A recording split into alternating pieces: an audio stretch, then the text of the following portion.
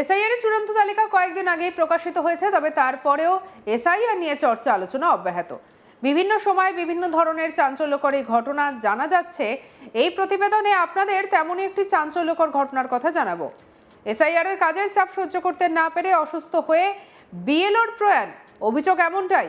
মালদার সুজাপুর বিধানসভার কালিয়াচক থানার বামগ্রাম মসিমপুর গ্রাম পঞ্চায়েতের বামন গ্রামের ঘটনা হচ্ছে এটি। জানা গিয়েছে প্রয়াত ওই বিএলওর নাম আব্দুল বরকত। তিনি একজন মাদ্রাসার শিক্ষক ছিলেন।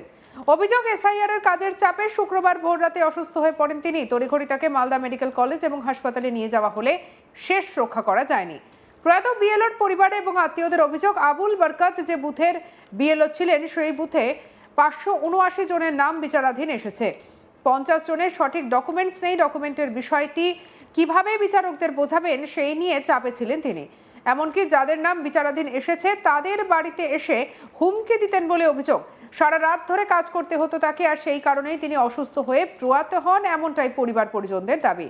কি বলছেন হাসিফ আক্তার, শুনবো। বাবার টেনশন বলতে এসআইআর কাজটার প্রচুর চাপ ছিল। এই বিডিও অফিসে জমা করো, আবার আসো বাড়িতে। ধরুন যে এখন তো রমজানের টাইম, সকালবেলায় ভোরবেলা 5টা সাড়ে 5টাতেই কাগজ নিয়ে হাজির। এখন কিছু কিছু লোকের ডকুমেন্টস ধরেন নেই, ওদের অত্যাচার।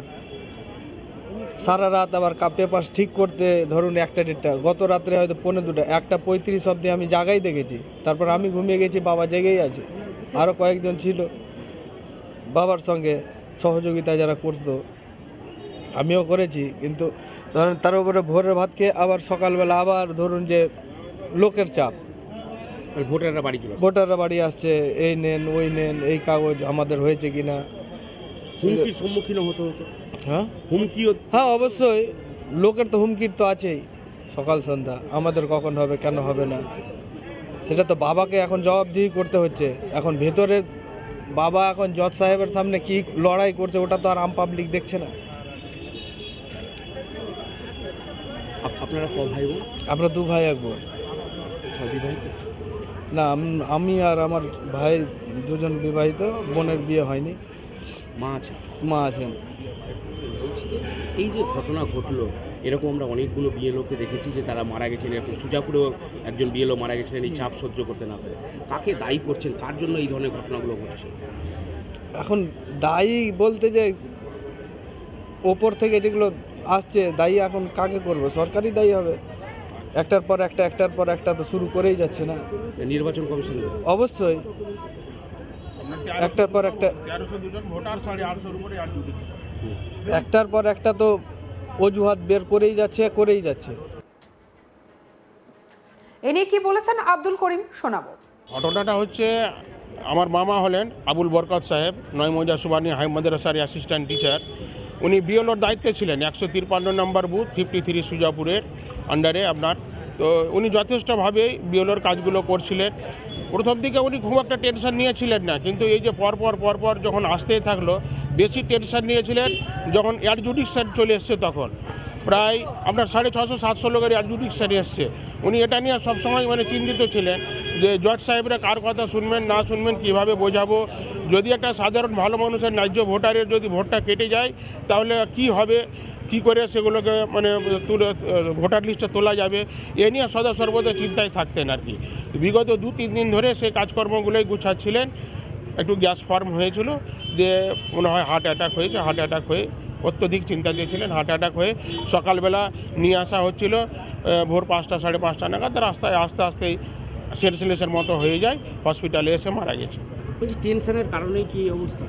অবশ্যই টেনশনের ভিতরে, অবশ্যই টেনশন। গোটা 2-3 দিন ধরে একদম ঘুমায়নি। আর জুডিশিয়ারের পেপারসগুলো জজ সাহেবদেরকে কীভাবে প্লিজ করবেন, বোঝাবেন, প্রত্যেকটা ভোটার ধরে কাজকর্মগুলো পেপারসগুলো গোছাচ্ছিলেন আর কি। অ্যাডজুডিকেশনে যাদের নাম ছিল যে সমস্ত মানুষের, তারাও নিশ্চয়ই ওনার বাড়ি যেতেন, ওনার কাছে সবসময় ঘুমাতে পেতেন না আর কি। ভোরবেলা ভাত খেয়ে কাজকর্ম, রাত জেগে কাজ করেছেন 2-3 দিন ধরে। ভোরবেলা ভাত খেয়েছেন, একটু ঘুমিয়েছেন, আবার ভোর 5টা থেকে লোকজন যাওয়া আরম্ভ করে দেয়। 2-3 দিন ধরে এরকমই চলছিল আর কি। এর দায় কার মনে হয়? আর দায় কার কীভাবে বলবেন না, নির্বাচন কমিশন যেভাবে আমাদের উপরে মানে বিএলওদের উপরে চাপিয়ে দিয়েছে, এভাবে তো কাজকর্ম করা ঠিক নয়। এর আগে কোনোদিন এরকম হয়নি যেটা এরকম হচ্ছে বর্তমানে যা হয়েছে। বলছি যিনি মারা গেছেন ওনার নাম কি? আবুল বরকাত, মোহাম্মদ আবুল বরকাত। ওনার বাড়ি কোথায়? বাড়ি বামুনগ্রাম, সুজাপুর বিধানসভা। সুজাপুর 53 সুজাপুর বিধানসভার 153 নম্বর বুথের বিএলও ছিলেন।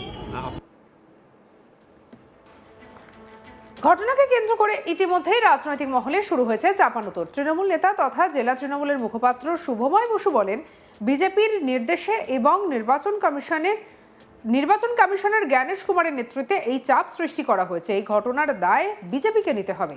যে কাজ 2 বছর ধরে করার কথা সে কাজ করা হচ্ছে 2 মাসে। এই ঘটনার দায় কে নেবে? বিজেপিকেই নিতে হবে। কি বলছেন শুভময় বসু, শুনবো। এটা তো টোটাল বিজেপির এজেন্ডা।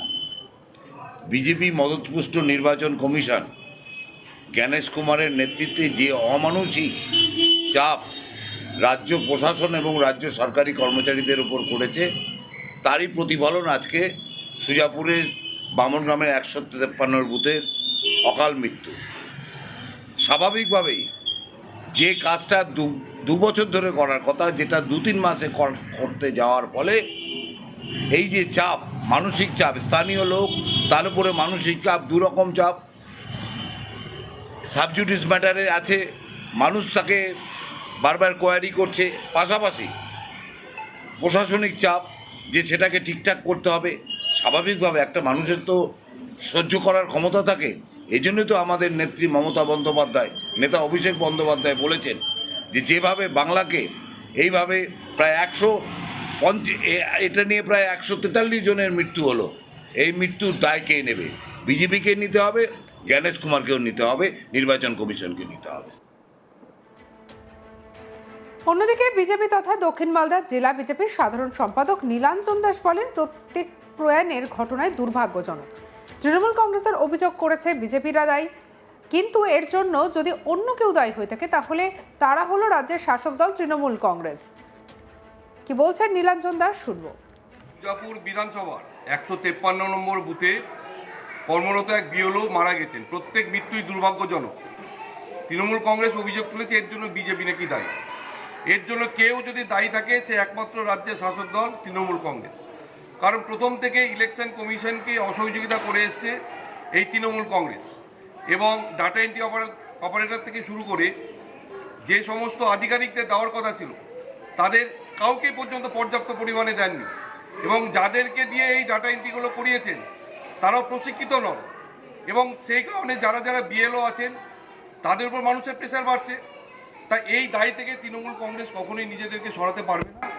এর দায় এবং দায়িত্ব, প্রত্যেকটা মৃত্যু দায় এবং দায়িত্ব তৃণমূল কংগ্রেসকে নিতে হবে। রাজ্যের মুখ্যমন্ত্রী যিনি আছেন মমতা ব্যানার্জিকে নিতে হবে। এখান থেকে তারা ছাড় কিছুতেই পাবে না। 2026 সালে মানুষ প্রস্তুত আছে, এর উত্তর মানুষ।